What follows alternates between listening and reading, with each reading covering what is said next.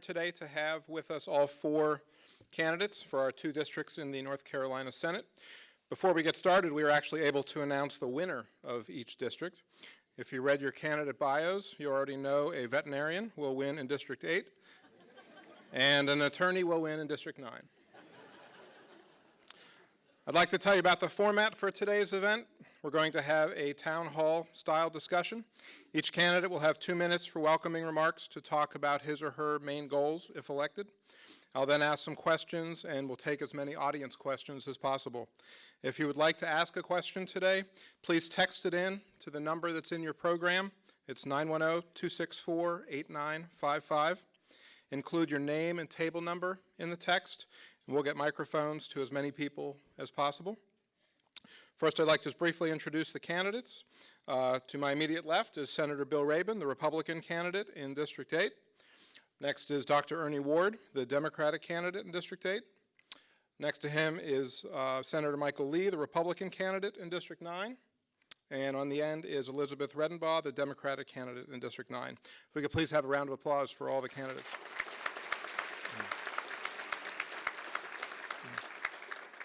And we'll start with Senator Rabin for a 2-minute introduction. Thank you. If you'll get me turned on. It's on. Is it on? Okay. Thank you and good morning. It's a pleasure to be here. 2 minutes isn't a very long time to talk about things. An egg takes 3. So I'll cut the chaff and get right into it. My plans, if reelected, and I hope I am, I'll ask you all for your vote, those in my district. My plans are to continue doing what we have done for the past 4 years. I think my record and our record in North Carolina speaks for itself. I chair or co-chair the Finance Committee. I co-chair Transportation Committee. I'm on Appropriations for Transportation co-chair. And I also sit on Rules, Ag, and several other committees. And in the interim, I am the chairman of the Revenue Laws Committee. So that's what I do. I plan to continue doing that. What have we done? We've worked on 5 things, and then we'll continue to work on those 5 things. We have worked on education reform, regulation reform, transportation or infrastructure reform, tax reform, which is a big one, and energy. Those are the 5 spokes of the wheel that make the businesses turn. And while we're talking about business, I will tell you that I had the highest rating in the North Carolina Senate at 96%, along with Senator Gunn, as being the most business-friendly senator in North Carolina. I plan to continue to be that, and I can plan to continue to lower your taxes. I'm very proud of the fact that we have gotten rid of the marginal income tax rate, and now we have a flat tax in the state of 5.85%, and it will go lower. We've lowered corporate taxes, and we're now competitive with the rest of the Southeast. For the first time, a major step for the state of North Carolina. And those of us in the Senate and in the legislature plan to continue doing what we've done. So, thank you very much. Thank you. Dr. Ward? Yeah, thank you so much for coming here this morning. Thank you, Senator Rabin, for attending as well. It's a real honor and privilege for me to be here. Normally when I'm speaking to audiences like this, it's a group of veterinary business owners, so it's nice to see lots of other business owners that are engaged in politics and trying to make our state better. I love writing a better story. A little bit about myself. I am a veterinarian, just like Senator Rabin here. I've been in this area for about 23 years. My lovely wife, been with her since 1986, is over there. We have 2 lovely daughters in public schools. And that is one of the main reasons that I got involved in politics. Because if your children, or if you know a teacher, but if you have some child in the public schools in our area, you know we can do better. And a lot of times, we talk about being a veterinarian. I think many times you think of me, people like me, as taking care of sick dogs and cats. But I'm also a business owner and a business consultant. I've written several books. I go all over the country, and I've had a lot of experience working with big corporations as a consultant as well. So when it comes to understanding the needs of businesses, I know them as well as anybody in this country. Now, that means that I have a very firm grasp on economic principles, and I do not agree, and you're going to hear this morning some of the difference between myself and Senator Rabin on how we believe we need to get our economy going. Because the simple fact is, North Carolina still lags behind the rest of the country. Our state's unemployment, the figures that were just released last week, show us 12% higher than the rest of the nation. North Carolina, this great beacon of hope, of economic prosperity, the engine is stalling. And we talk about being business friendly and corporate friendly. We're going to talk about all of the jobs and the opportunities missed since 2010, including losing Continental Tire twice. Now, I like to fish. I'm a big fisherman. I lose a fish once, I check the hook, make sure it's okay. I lose the fish twice, I change lures. I change fishing rods. Heck, I might even go someplace else. How can we continue on this course of losing, watching our education and children fail, health care at dismal rates, and again, not landing the big fish we needed? So I'm excited about this. It's going to be a fun town hall. I mean, these are the kind of things that we love, and more importantly, I thank you for your interest, because politics is not a spectator sport. Without people like you and me getting involved and trying to make a better story, then we will not have that happy ending. Thank you. Thank you.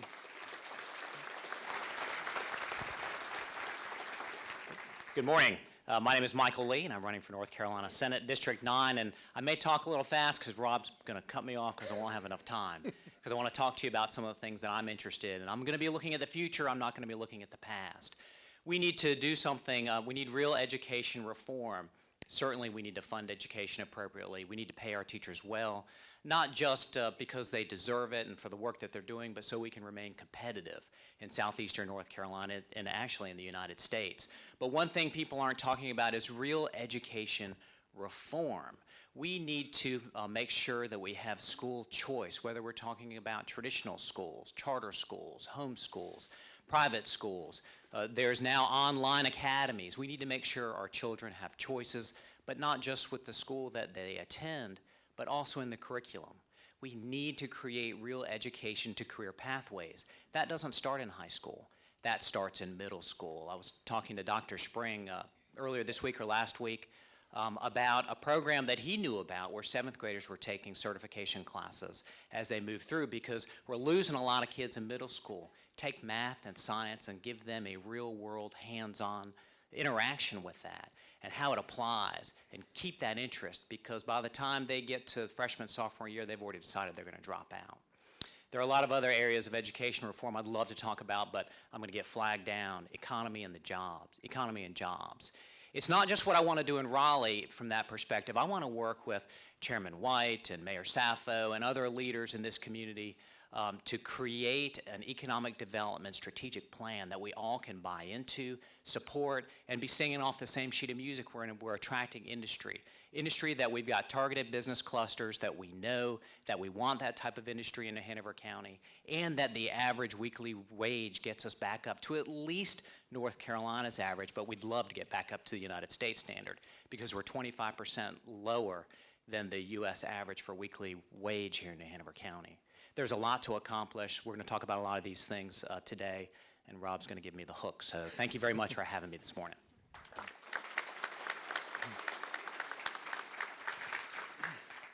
Good morning. My name is Elizabeth Redenbaugh, and I am also a candidate for State Senate here in District 9.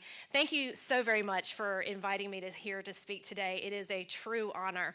As I open, I wanted to share a story with you that will give you an idea of what makes me tick personally. I wanted to share the story of why I decided to jump into public service in the first place. I am a mom. I have 3 children that are in our North Carolina public school system, and I'm also an attorney. And as a result of that, like so many of you here in this room, I have to multitask to get things done.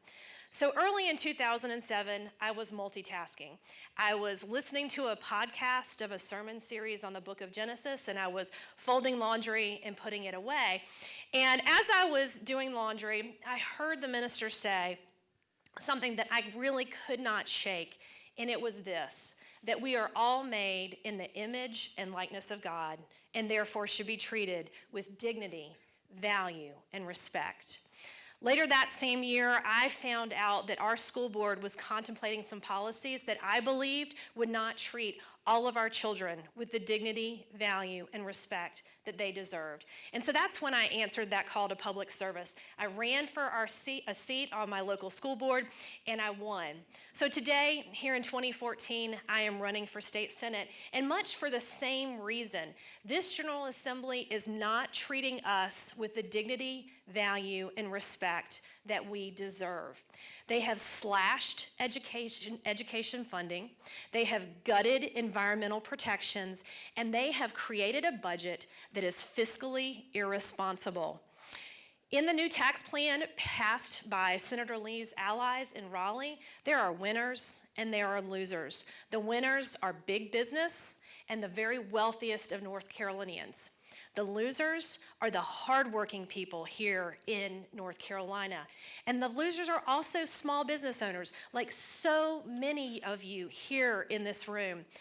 This is not the North Carolina that I love. I'm a native North Carolinian. I love this state. And I am here to fight for North Carolina. And I ask you to join me. And together, we can make an economy and a state that works for all of us. Together, we can bring dignity, value, and respect back to the North Carolina General Assembly. Thank you.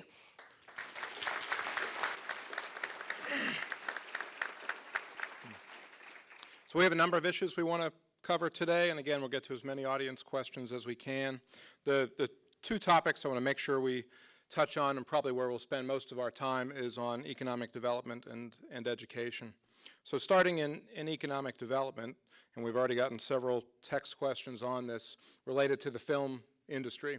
So I'm going to make the assumption here, tell me if I'm wrong, but all of you are in favor of keeping the incentive plan that has been in place for several years, or some version of it, as opposed to the grant plan. I think the real question is, one, why didn't that happen this year in the legislature? And two, assuming you do support it, how do we get that incentive structure back? And how will you accomplish that if you are in office? So I don't know, maybe Senator Rabin, if you want to talk about what happened this year at the legislature and why it's not in place. Thank you, and I will, but I must start off by saying that your assumption is incorrect. All right. I am very, very adamant and a supporter of the film industry, and for an incentive for the film industry, but I cannot support the renewable. And the reason is this. You have to have metrics in business. When you do a budget, you have to know what you're going to spend. And an open checkbook is not a way to run a business. Now, the rest of the state, the way we do things with our JDIG and our JMAC, which are our grants, if you will, that bring in industry and that maintain industry that is here, is through a grant program, and we know exactly what that is, and that is budgeted. The renewables or the refundables simply would not and could not pass the legislature. If it could have passed, we would have done it. I tried. It wouldn't fly. The second thing that I tried was a exchangeable or tax credit. That didn't fly. So I put $20 million in a grant fund for the film industry. I started out at 80, ladies and gentlemen. I encouraged our friends in the House to increase that to 40, 60, and even more. We couldn't get it through the House. It's that simple. We couldn't get it through the House. We tried. We had members of this delegation who worked hard, and we worked hard with them. But some things don't fly. We were able, in the end, to get $10 million. My 20 was cut to 10 in the final hours of the budget. There were 9 budget proposals sent between the House and the Senate. Every single one from the Senate that I helped put over had the $20 million in it. The first budget from the House had $5 in it, ladies and gentlemen. Not $5 million, $5. I fought it. the last of the last of the last. It was cut to 10. We did our best. We put in a proposal to keep Under the Dome alive, to keep the film industry alive in Wilmington, and I'm confident that we will do that. When I go back, we will pick up on this, and we will run it again, and we will push it until we're successful. I don't like losing. We came up short on that one, and I would like to, well, I'm sure another question will come up that I will address this in. But I am pro-film. I don't think anyone in the film industry will deny that. I have been the champion for it in the Senate. I'll be the champion for it next session in the Senate, and I'm sure that my friend Mr. Lee will help me along with that. But that's the long and the short. That's the way the film program went in the last legislature, and I hope it goes better next time. I will work as hard as I can, but what I've given you is the straight talk on it. Thanks. I appreciate these efforts, Senator Rabin, but once again, we're coming up short, whether it's Continental Tire or Caterpillar, now it's the film. And if you were listening carefully, he kind of said the two opposite things. He said, I am adamantly opposed to renewable film incentive program. So he writes a grant program that, by the own admission of the Screen Gems executive director, or CEO, says that kills the film industry. So I'm kind of confused how I love and support, but on the other hand, we're going to do something to kill it. So I think that this is another good, clear example of just our area falling a little bit short. And at some point, we're going to have to say, it's time to change the players. So when it comes to the film incentives, a couple of things, too, that strike me. He says about an open checkbook. This is another political twist on trying to appeal to your common sense, but it's really exact opposite of common sense. This is not an open checkbook except for the film industry. They're the ones writing the checks. Because remember, this is something we give them back at the end of the fiscal year. So it's not like we have to give them money up front. And that's why I'm such a big fan of this stuff. Because the reality is they come and spend money, create jobs in our area, and then they get something back. Now, in a perfect world, and I'll be the first to say I'm all about individual liberties here, my principles would say this. They would say no incentives. But that's not the world we live in. And as long as South Carolina and Georgia continue to outfox us, outmaneuver us, and quite frankly, out-politically do us, then we will continue to see these jobs evaporate. So I am strongly in favor of this. We can fix this. The beauty of this thing is we can fix it. If we continue on this course, though, I do not expect to see any change, because he just said, we tried, I tried, I'll keep fighting, but don't expect much. So that's my take on films.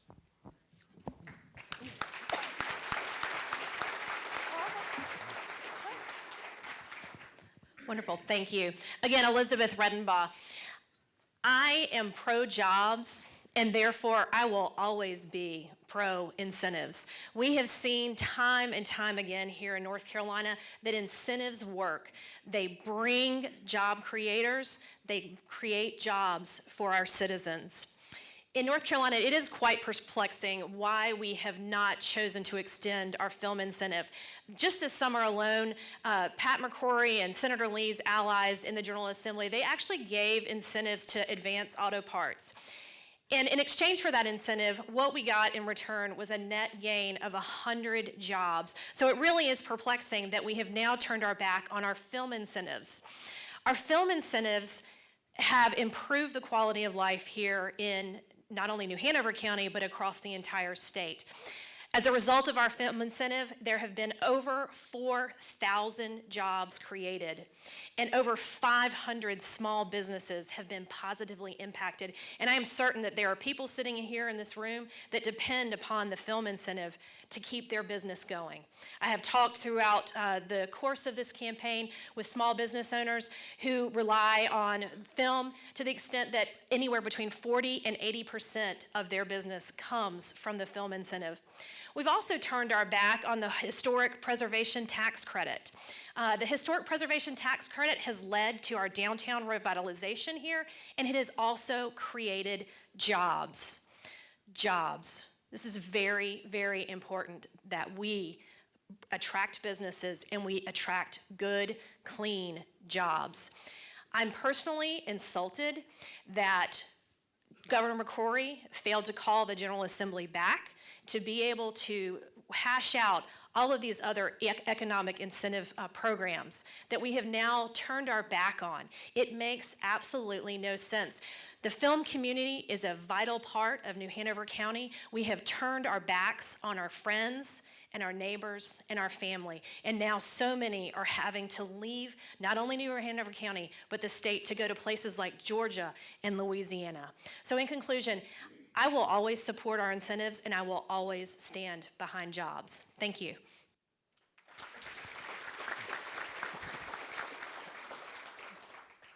I supported the film incentive, and what you're not hearing from Ms. Redenbaugh, other than talking about my allies in Raleigh and friends in Raleigh, is you're not hearing about what the plan is. How do we move forward? And I told you in my introduction, we're going to talk about what we're going to do in the future. How do we accomplish something that was not accomplished that we in this room want to happen? And I was talking to Mayor Saffo about that yesterday. What's the plan moving forward? We need to have a strategic plan in place. You'll hear me use that word a lot because I think that planning is the way you can succeed on a variety of different things. We need to have a plan in place whereby we can explain to other legislators who don't agree with us why it's so important. And how do we do that? Well, I was endorsed by an organization called NFIB, National Institute or National Federation of Small Businesses. And there are a lot of people in this room that may be members of that. There are a lot of Republican legislators that were endorsed by NFIB. We engage NFIB by having their members call them. It's a very powerful ally that we can have to support small businesses. I know Sabrina's in the room here somewhere with Port City Signs. She's a small business. She gains a lot of her business from the film industry. So we gain other allies to support us that support other candidates, that have endorsed other Republican candidates who may not have agreed with us in the last session. We do need to have certainty for our budget. By law, we have to have a balanced budget. So we do need to have a number on that. We've got to have a cap. Is it 50 million? Is it 60 million? Is it 70 million? I think it depends on what we're trying to create and what our goals are. Here in Wilmington, North Carolina, we need to find out what types of productions, whether major motion picture or a television series, that we want in our community that gives us the most bang for our buck. Funds are a limited resource, whether you're talking about your business, your bank, or state government. So we need to find out where the most bang for our buck is, develop that plan, enlist people to support us who aren't in this area, who are around the state, other organizations, to talk to their legislators that they've supported and let them know this is a small business initiative. This isn't a film initiative. This is not a California initiative. This is a small business, southeastern North Carolina initiative that we need to support. Yes, there are productions in other parts of the state. And we can enlist some of those legislators to help as well. But that's how we develop a plan moving forward. Let them know this is a business issue. This is not a film issue. Thank you very much.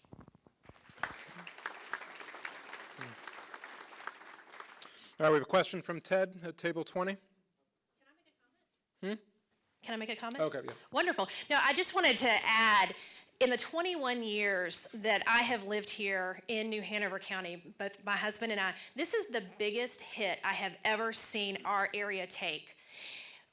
Senator Lee has spoken of the film incentive program as if it is something that's broken. It is not broken. It is working. And we need leaders in Raleigh that are going to fight for Wilmington. They are going to fight for New Hanover County, and they are going to fight for jobs. And I will do that in the North Carolina Senate. Thank you. Ted? This question is for the group. If elected, what will you do to improve transportation infrastructure in this region in order for us to get more traffic through our ports? Elizabeth?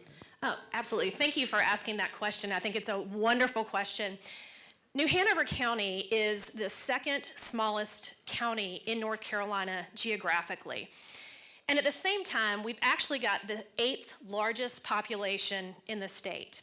Out of all 100 counties in North Carolina, we are in the top 10 with regard to growth. And so our transportation needs are very, very great here. I mean, we've all experienced being stuck in traffic. We have all hit potholes that have caused us to need to get our cars' wheels realigned. In fact, 48% of our roads here in New Hanover County are either in poor or mediocre condition. So we need a lot of work there. Having a good transportation system, good infrastructure, it helps us to attract employers, and it does help our port to grow. However, Senator Lee's allies in Raleigh have created a new transportation funding formula that puts us on the losing end. With this funding formula, New Hanover County and the Wilmington area will only receive 2.1% of all transportation funding. The lion's share for transportation funding, it's going to go to Raleigh. Roughly 50% of the funds will go to Raleigh. 25% will go to Charlotte. Wilmington, again, will only get 2.1% of that pie. Again, I say we have got to have leaders in Raleigh that will fight for Wilmington, will fight for New Hanover County. And until we have that, we will not have the funding that we need to make a difference in transportation. Hi. It's hard to respond to certain things. Ms. Redenbaugh is going to talk about allies and friends in Raleigh because she's trying to detract from who I am and what I want to accomplish. And the endorsements that I've received, whether it's from the Chamber of Commerce or that I was on the board for NCDOT or I chaired the North Carolina Port Authority. And I'm incredibly interested in infrastructure for a variety of reasons. Number one, it is tied directly to economy and our jobs, and certainly it directly relates to our quality of life. What you didn't hear was any kind of plan. You heard about we're in traffic and we don't get enough. But what we need is a real plan. How are we going to have the funds in our area, southeastern North Carolina, not just New Hanover County, because we do have to connect to those other areas. So it's important that when we think about traffic and we think about transportation when it relates to business, we're thinking about a region. We're not thinking about just our county. So we've got to think about that. What Ms. Redenbaugh is talking about is the new mobility formula by which we allocate funds to different parts of our state. And it was the legislature passed this bill, and what it does is it takes a portion of the $4 billion that we spend a year for transportation, and it's allocated across different parts of the state based on criteria, objective criteria, because what we had before the mobility formula were politicians making political decisions and giving favors to have infrastructure put in certain areas to benefit certain constituents.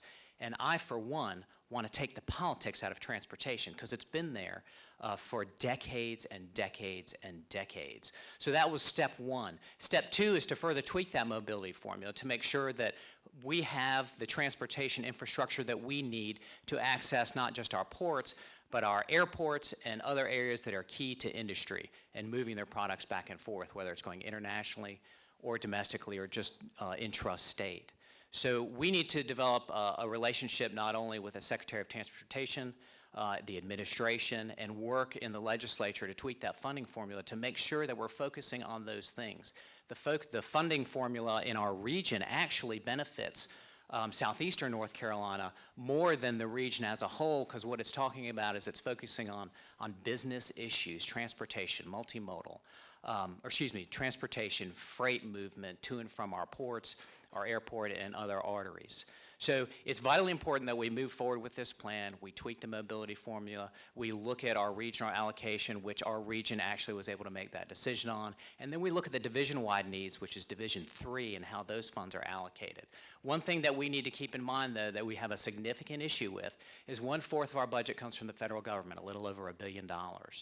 We have to spend that $1 billion before we get it back from the federal government. And you may have heard recently that until the continuation bill, and we're going to look to our legislators up in Washington, D.C. to help us with that, we almost had to stop writing checks in the middle of August for projects that were ongoing that you see on the roads and stop work. We've got to make sure that we're continuing our relationship with our legislators in Washington, D.C., in addition to making sure that we do the right thing with the mobility formula, making sure it's tweaked appropriately so that we can have good roads and support our economy and the jobs that want to come to our area. So that'll be the plan. Thank you. Senator Ray? Let me go a little further on what Michael said, and let me set the record straight on a couple of things. First, how are we funded in transportation in North Carolina? The answer to that is 100% of the money that we spend on transportation in North Carolina that does not come from the federal government comes from three places. It comes from the motor fuels tax that everyone hates, which, as you all know, is the gas tax. It comes from the sales tax on automobiles, which is the highway use tax, and which in North Carolina is quite low at 3%. And it comes from fees that DMV charges when you buy a license plate, this, that, and the other. And we have about a $4 billion budget. That's broken down in the Highway Trust Fund, which is your capital improvements, which is what everyone's talking about, and the Highway Fund, which maintains our roads. Now, the policy that we should be following is finish what we've started and take care of what we have. Maintenance is the key. The strategic plan that Michael alluded to is the first rehaul or overhaul since 1989 in transportation. Now, it's easy to get out here and to say disparaging things about what we've done, but what we have done is, for the first time in over 30 years, is we've taken the politics out of transportation. We're now using a data-driven process, and if New Hanover County, and it is growing, New Hanover County will get its share because the politics is out. The need is in. You happen to have one of the best metropolitan planning organizations in the state here in Wilmington. They know how to get things done, and they will get things done. I have great confidence in them. We do have a great plan going forward, but no one mentioned the port. That was the question, if I heard it properly. We do not have a dedicated funding source to the port. We will have in the next budget. That has been a problem. It has been neglected for the last 50 years. That is going to change. What do we need to do? We need to finish the loop on I-40. That's in the books. That's funded. That's why it's not showing up. These people aren't talking about that. It's already funded. There are 108 projects in this state that are already funded that were grandfathered in this program. Let's add that money in and see what we get. We get over $320 million in this budget to this district. As Michael said, we can't talk about New Hanover County. We have to talk about Brunswick County, Pender County, Sampson County. We have to talk about our region, ladies and gentlemen. Transportation has to do with the region. What do we need to do? We need to finish our loops. We need a Highway 74 from Charlotte to our port, 4-lane and no stop signs the whole way. Our major corridors, our interstates, those are the arteries. Only 5% of what we bring into our port is going to leave by rail, but we need to improve our rail. But 95% is going to leave by trucks. Those trucks have to get on a 4-lane road in a hurry. Time is money. Fixing the major corridors is paramount. US 17, US 74, and I-40. That's where our concentration should be. And that's where it will be, because the data will say that's how we need to get things from point A to point B. That's business, business people. That is business, business people, and that's what we will do, and that's what your legislature will do. Yeah, I keep hearing take the politics out of this, and I will say Charlotte and Raleigh, thank you, Senator Rabin, because they're getting the lion's share of this transportation bill. I mean, the reality is you're the 8th largest metropolitan area in New Hanover, and you're getting 2% of this big grand plan that we're boasting about. I mean, I don't see how that really adds up. And I will tell you, though, one little interesting tidbit from McCrory's and Senator Rabin's plan, that the New Hanover area, when you look at your tax investments, you're going to get, for this transportation plan, $629 back. This is what they say, not me. And if you live in Raleigh, that tax investment gets you $3,175 per citizen. So again, I'm sure Raleigh is thrilled with this plan, but me, not so much, especially because we're representing Brunswick County, Pender County, Bladen County, not even on the books as far as this is concerned. So the other part of this that kind of baffles me as I'm sitting here listening to this is they're talking about we're going to get this funding, but if you listen, I haven't heard where they're getting the funding. But I can tell you this, we don't have the money that we think we're going to have. The first 2 months of fiscal year 14, our government, the budget that they passed, we're $50 million in the hole. And they're all saying, oh, don't worry, we'll make it up. Well, let's hope and pray we make it up, because if I ran my business like this, I'd be out of business, which is where I'm worried, because then we worry about credit ratings and all this stuff. But the first 2 months, North Carolina is in arrears, a deficit, budget shortfall of $50 million. So I love to hear these plans, but so far I'm not hearing how we're going to pay for it. I mean, I don't know. Lord help us, hope we're not going to raise taxes. All right, next question from Debbie at table 16. I'd like to start by saying that I do support film incentives. However, I think that they get a disproportionate amount of attention from politicians and the media, and I think that it's because it's a politically expedient and safe topic. I'm much more interested in hearing more about what you all are intending to do to attract industry, which is often a more controversial topic, but in my opinion, goes a long way towards creating many more permanent jobs for our community. That's great, and it's going to be great to hear Senator Rabin talk about this, because right now we really don't have an attraction problem. We have a closing problem. I mean, Continental Tire came back twice. Who does that? That was 1,000 jobs this last round. All told, those two, that's $1 billion investment that we've lost. It's gone to other states. So the attraction part of it, but here is another part of this. There's several elements. If we want to attract businesses, the first question out of every business, whether you're a good doctor or business entrepreneur like myself, the first thing you're going to ask is, how are the schools? Most of the physicians in Brunswick County live in New Hanover County for that very reason. So we got to get education fixed. We have to have something that we're proud of. And it seems like we're going backwards in terms of education, which leads directly to attraction of jobs. The other part is, they say, hey, what about a skilled workforce? If we want people that can do precision engineering, technological jobs, can you supply those? Not exactly. And we're doing everything we can to hurt our college system. North Carolina, everybody in this room is so proud of our university system here. And we are making drastic cuts. We're heading the wrong way with that. 46% of students in our great state that go to community colleges do not have access to basic federal student loans, because of some really nasty politics that happened the past couple of years. So when you say, how do we attract it? First thing, we get this education. Then we got to make sure we're giving these people the proper skills. And then finally, we have to have people that can actually sit across that negotiation table and convince a prospective Caterpillar or Continental to say, hey, we have a vision. We have a clear idea where we're headed. Because we've had 4 years without a vision. We've had 4 years without success. And those are 4 years we'll never get back. So I really want to hear, Dr. Rabin, Senator Rabin, how are we going to attract these businesses? Mr. Moderator, my ears aren't too good. Did you say we'd had 4 years or 40 years without a vision? Because my take is we've had 40, and I believe I'm correct on that number. We've been in 4 years, and we've done more in 4 years than the other side did in the last 150, and I don't think that's a debatable statement.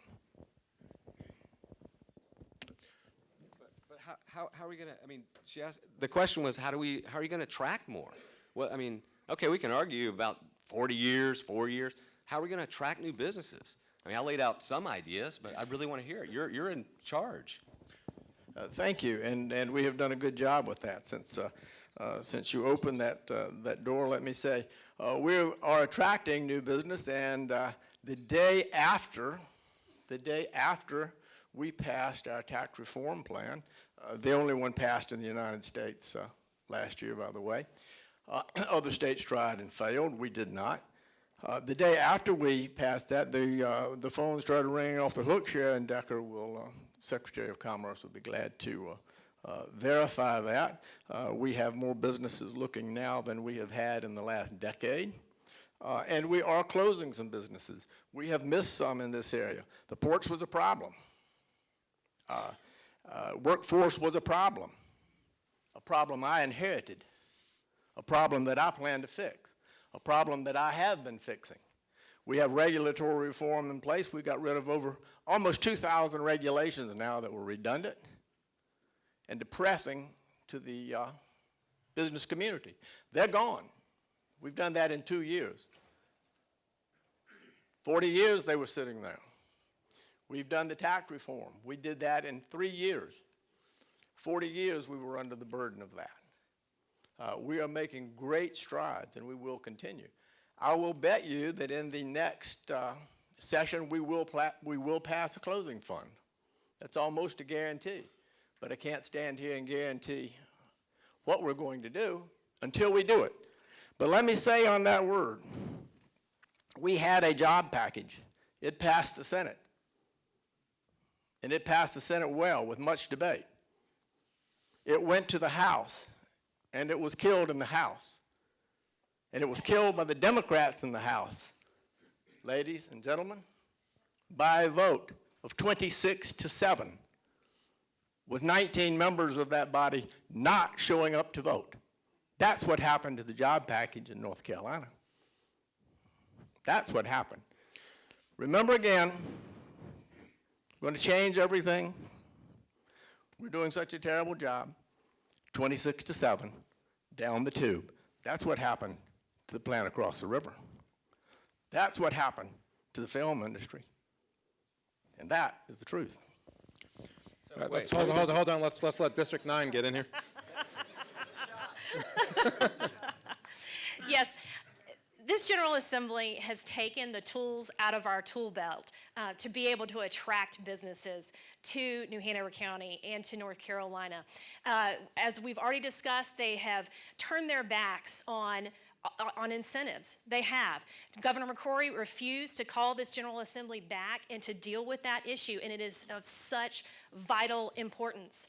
In my opening, I talked about the fiscally irresponsible budget that's been passed by this General Assembly.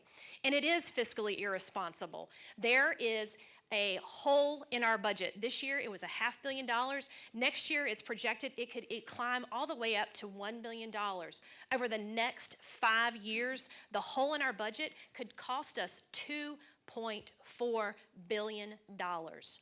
Across the United States, we are one of 5 states that is operating at a deficit. 1 of 5. And the reason for that deficit is not because there's been an economic downturn, there hasn't been any natural disaster. It is because of the tax plan passed by this General Assembly, led by Senator Lee's allies.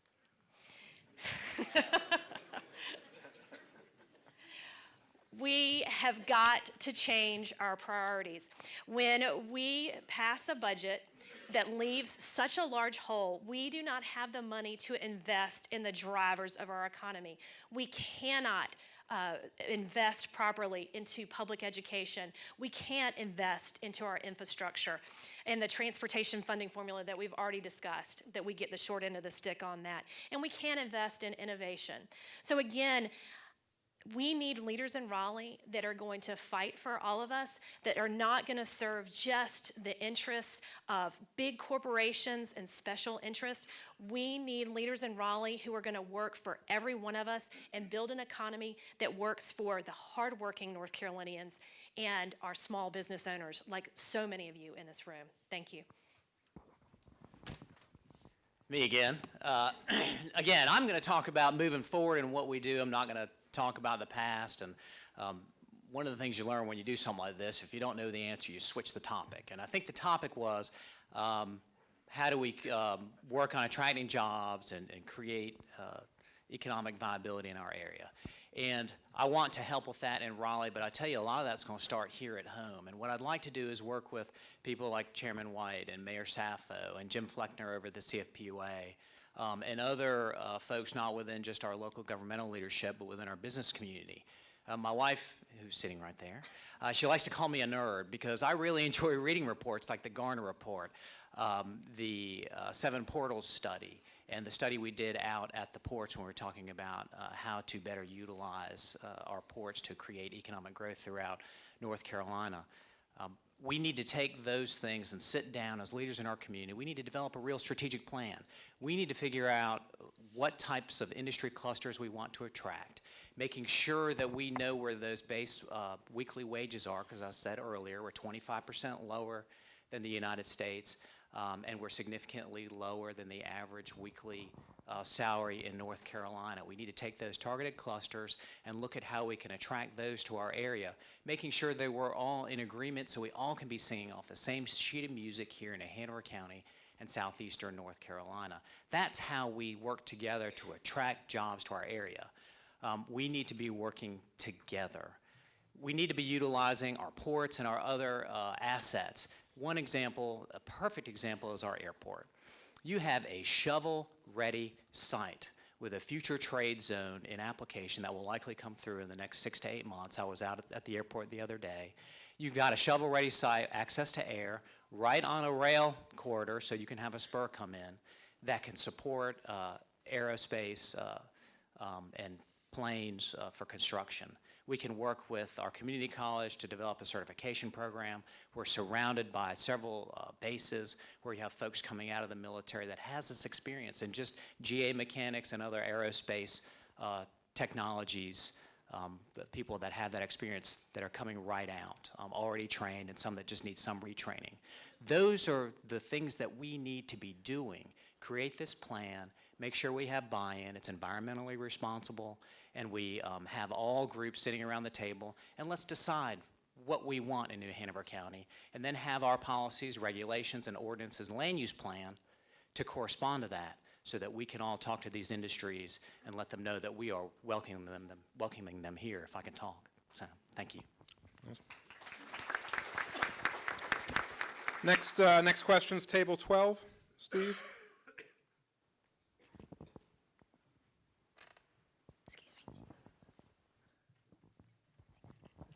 Hi, this is for all of you. Every 10 years, when the census comes out, we have a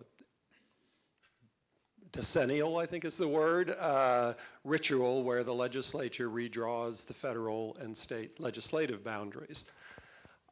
What comes out looks less like the work of conscientious citizens and more like the guy at a children's party with the animal balloons.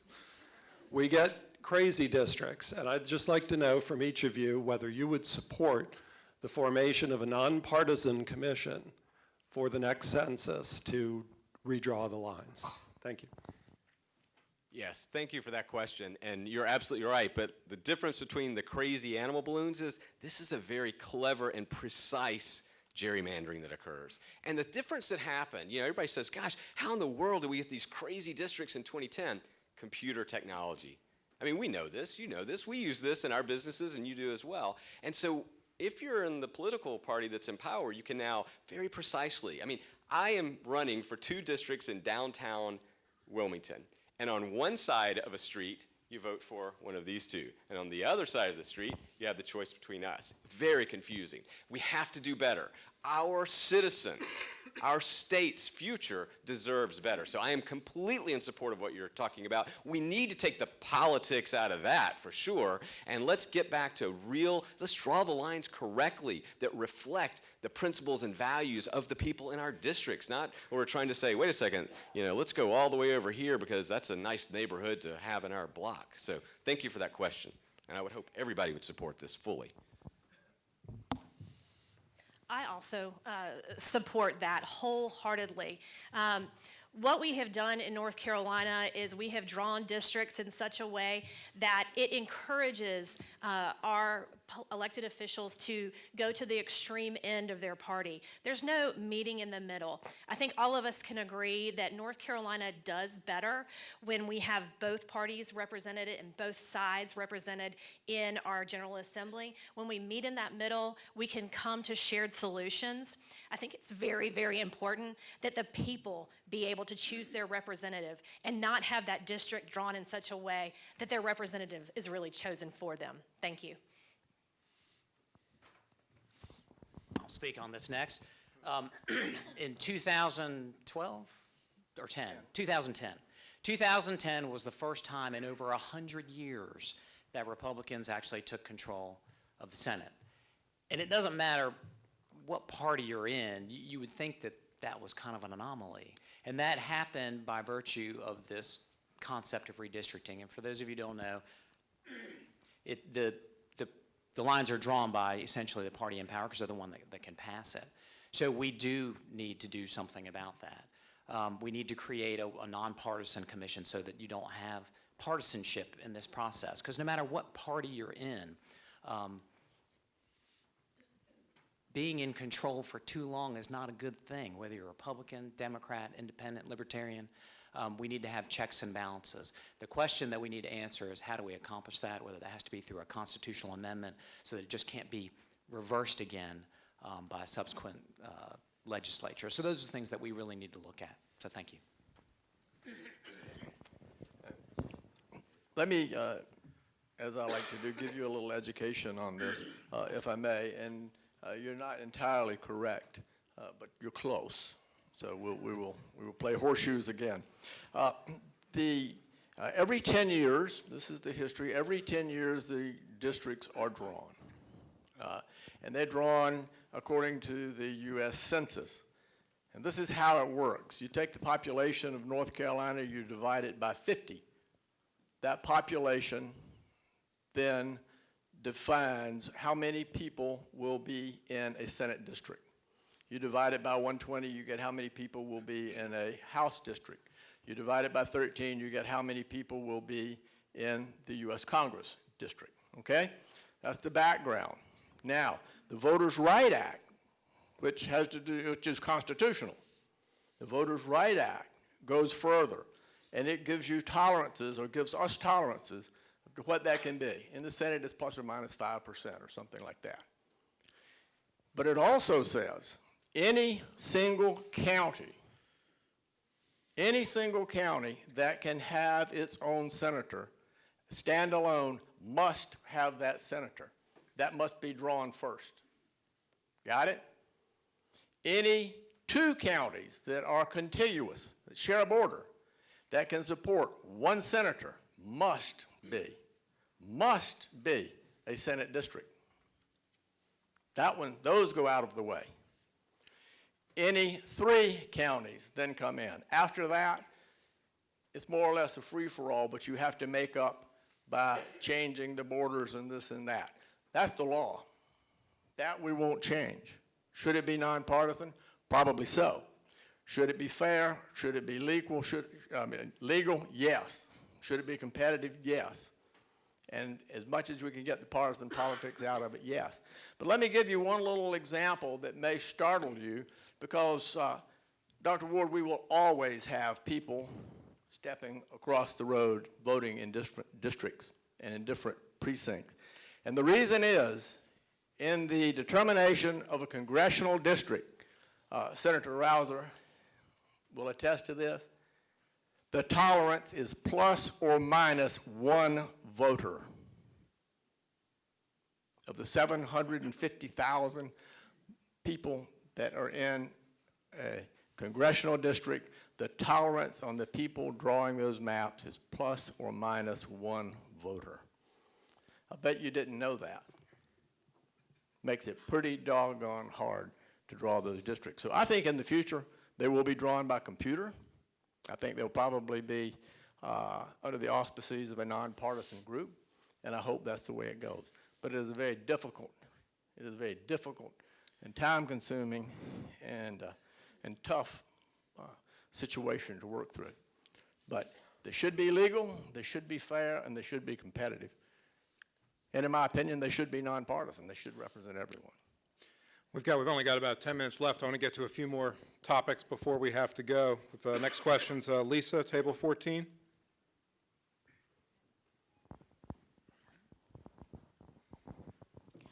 What is the position on attracting energy companies into Wilmington for offshore drilling? So the question's about offshore drilling. And just as background, the Obama administration this summer approved seismic testing to see if there are oil and gas reserves in the Atlantic, and then potentially drilling rights in several years will be sold off. So the question is, how will this impact Wilmington, or what are we doing about this, either in terms of attracting jobs, or what are your thoughts on offshore drilling? Yes, I oppose seismic testing, which is a precursor for drilling, and I also oppose offshore drilling. Both of these activities put not only our health at risk, but they also put into jeopardy our economy here in our area on the coast.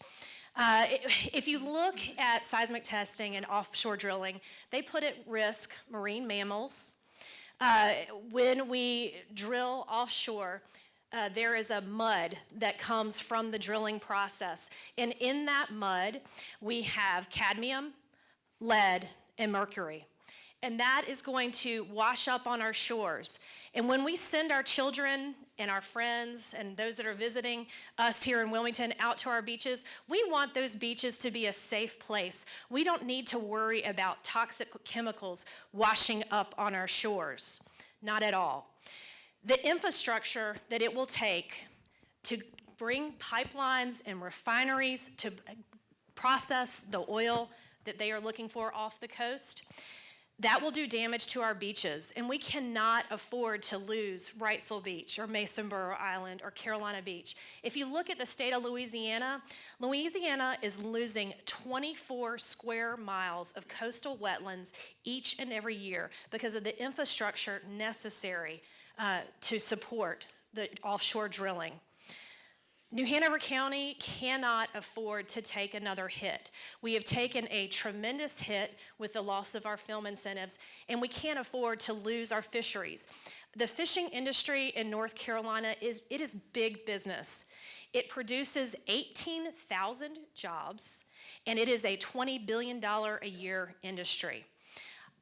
I think that we need to look towards clean, renewable sources of energy. I will oppose seismic testing. I will oppose offshore drilling.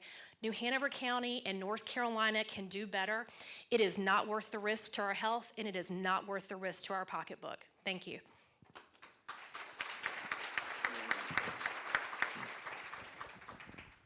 I have another view. You know, offshore drilling has been going on for a while in different parts of the United States.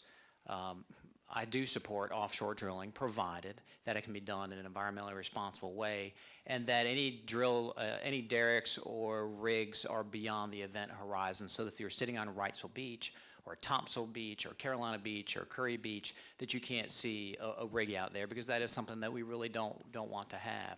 We need to make sure that our environmental regulations are in place so that they can make sure that we do not have toxic waste coming up on our beaches, like they don't have toxic waste coming on beaches in Alabama and some of the Gulf Coast. And if you've ever been to the Gulf Coast and you've seen some of their beaches, you know that many of them are just absolutely pristine. Not only do we need to make sure that we have those oil derricks and rigs constructed in a way that's environmentally sensitive, we've got to make sure that we have the supply stream coming from those rigs onshore, whether it's through lines, pipelines, or ships, or however they're going to do that. We need to make sure the regulations are in place to protect our area. Our beaches are a huge, significant asset to southeastern North Carolina.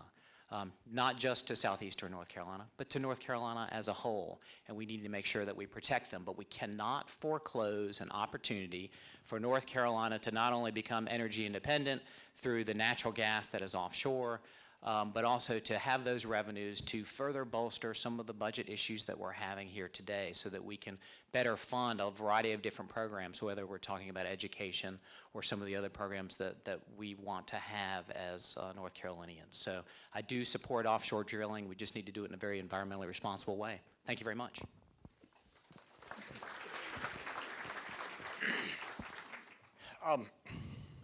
There are a lot of flies in this ointment, ladies and gentlemen. Are we talking about drilling for oil, or are we talking about natural gas exploration?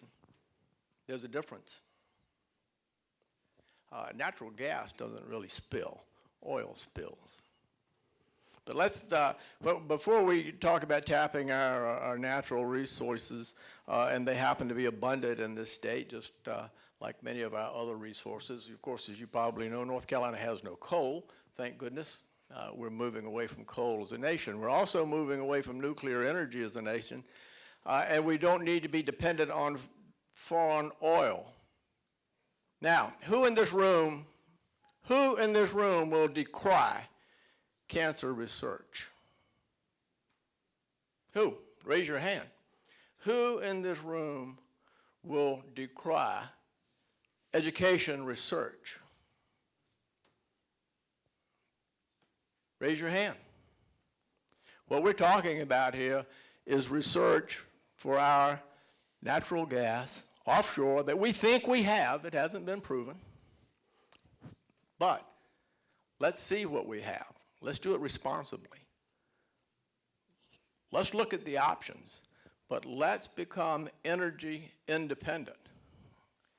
You want to attract industries, what do they look at?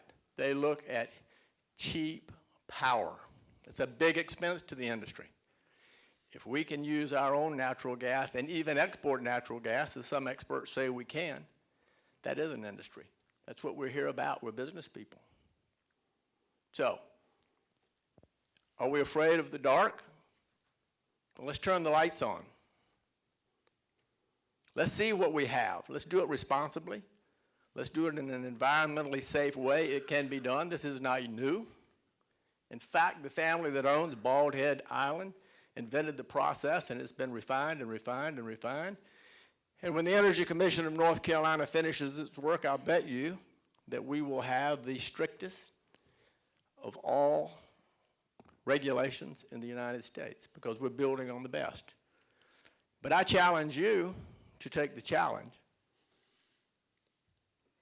and that is see what we have, and then we'll make the decisions whether we go forward or not. Well, no big surprise here. I'm not a supporter of what Senator Rabin just said. There's a couple of interesting things here, I think. Number one, how quickly do we forget? It's sort of like, well, as long as we have those oil wells out of sight, then the pollution will be out of our minds. But those pristine Gulf Shore beaches, if you remember just a few years ago, they were covered in oil. They were covered in sludge, and everybody in the country was talking about, oh my gosh, the entire economy down there is going to collapse. So I really don't want to see that where my children and I surf every day.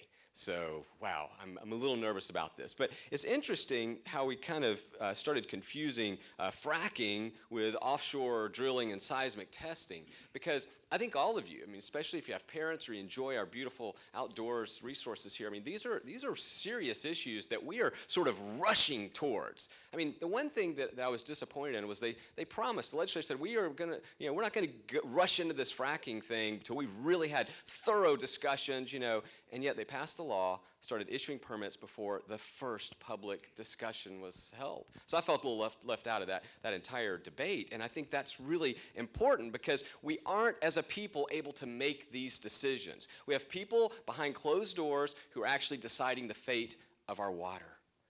And that's a moral obligation we have. So the one thing we have to demand from our lawmakers, whether they're Democrats or Republicans, we have to demand that they are looking at this through a very principled, value-driven, and moral lens. So when I hear we want to put oil wells out there, I'm going, okay, first, if there's oil out there, he says, let's test it. Well, you guys, if you've been down here long enough like me, we've drilled all up and down. We went through this testing thing back in the 90s. They found the biggest reserves we have are off the Outer Banks. Now, those people sure enough raised a stink, and that's why you don't see oil wells up there. But I'm fearful that our memory is short-sighted, and we may try to get this short-term economic gain that could cost us generations of advancements and progress. And the other thing, too, we haven't talked about is there's so many renewable sources. I mean, I don't care if it's solar. You can see Duke's already investing $500 million. Solar's an option. Wind? I mean, I don't know. There's so many great things. We have got some of the brightest minds in the world in that research triangle. I'm going to fight for that for sure. But let's make sure that we are incentivizing those people that are going to solve the future's energy problems. I'm optimistic. I mean, I really think there's way better ways that we can solve this problem than just saying, let's put a hole in the ground and see what comes out. I think we can do better in North Carolina. Can I just to clarify one quick thing? I just want to clarify something. I'm not running against you, but I still want to clarify it. Ms. Redenbaugh was talking about sludge coming up from drilling wells, and that's what I was talking about on beaches. We're talking about natural gas and not oil. Natural gas, when you have a spill, goes in the air. So. Yeah, but then we have those fracking wells. Let's They're not actually, exactly the let safest me thing. cut it off. We got time for one more question. Jim, at table 11. By the way, in 2 weeks, we're going to have an energy summit here, so we can continue that discussion there. Dr. Ward, your comments on the flat tax, please. The question's about having a flat tax in North Carolina. Wow, and it's just to dear old me? Well, we'll let the others respond to. Wow. Oh, yeah. Well, I mean, you know, we hear a lot of talk about the flat tax. And there's one thing that I think people are confused about is the current federal tax code. I mean, we've had a flat tax for our whole time because it's flat within each bracket. One of the biggest misgivings and misunderstandings and misrepresentation of the truth is this. People say, oh, you don't incentivize those people getting in those upper tax brackets. They always want to go below it. But remember this. Let's say, for example, you make $400,000 in the U.S. That's a pretty good living, all right? That puts you in the top tax federal bracket here. Well, people say, oh, now you're going to be taxed at the highest rate. You're only taxed at the amount above that $388,000 currently threshold. So you already have a flat tax. The problem with the current tax code that they have created, that they're so proud of, is we now have budget shortfalls. And that's where you'll hear us say fiscally irresponsible. And I am a fiscal conservative to the core. I am all about entrepreneurship and creativity and getting ahead because I believe that we are the spokes of the economic engine. So we have to look really closely. And the other thing they say, oh, if we just lower the tax rates enough, if we just reduce the protective regulations enough, then we'll be flooded, as he says, with job offers. I got the Decker's phones ringing off the hook. Well, that sounds great, but the jobs just haven't materialized. And I'll tell you a simple fact. Since 2010, so that's when he was elected, 57.1% of all the jobs created in North Carolina, 57% pay less than $24,000 a year. That's poverty level. So when we talk about job creation, I mean, Lord knows, I wish we could have an economic summit because this is where I feel this is where I like to talk about. But we've got a worker-consumer issue because we now live in a society where our workers, who are our consumers, 70% of our economy is driven by consumption, services and goods that we produce. 70%. So now they cannot afford it. You know who the largest employer in the U.S. is right now? Walmart. You know what the average wage for the Walmart employee, the largest employer in the U.S.? $8.82. So we wonder why. Me as business owners, I learned early in my business career the best way for me to get ahead was to invest in my people. That's why I'm known as the guy who kind of invented and pushed for weekly staff training. I always paid. I'm involved with lots of different boards in the veterinary business world. I always said, we have to pay more for our employees. Why? Because it engenders loyalty, better productivity, and so forth. And I'm going to tell you right now, if we are going to live in a Walmart nation, it's going to make it very difficult for us to continue to sell veterinary services or sell whatever signs. So we've really got a lot of issues, so flat tax, and I'd love to talk to you more about this. Thank you. I know. Thank you. That sounded like something Senator Stein may have said on the floor of the Senate.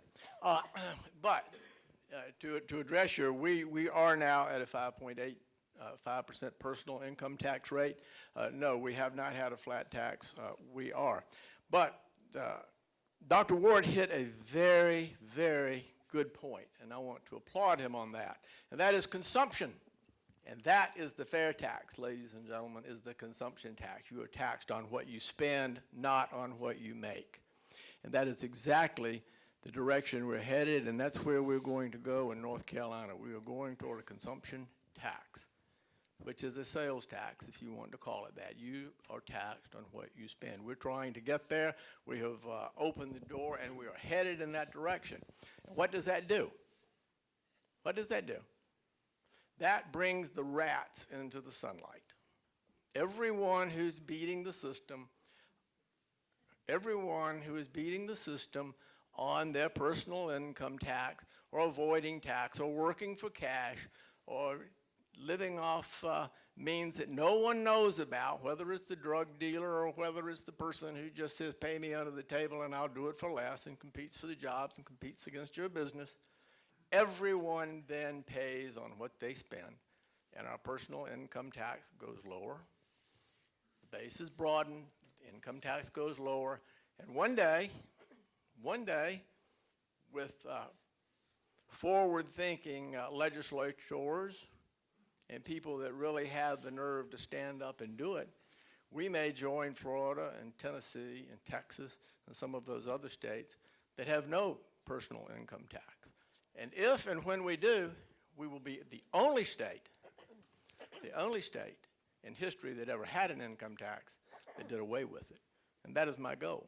And I'll give you one more before I hang up, because I'm the only vet in my office on Thursday, and I'm losing a lot of money. But you're worth it. You're worth it. I plan to introduce legislation in the next session. Not going to say it'll fly, but I plan to introduce it. That puts the personal income tax before the people. And that says the legislature cannot raise income tax without a vote of the people.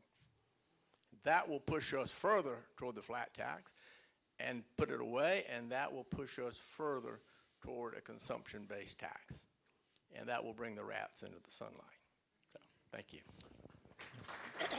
Actually, I apologize, we got to wrap up, and hopefully the candidates can stick around if you have any individual questions. But if we could please have a round of applause for all the candidates.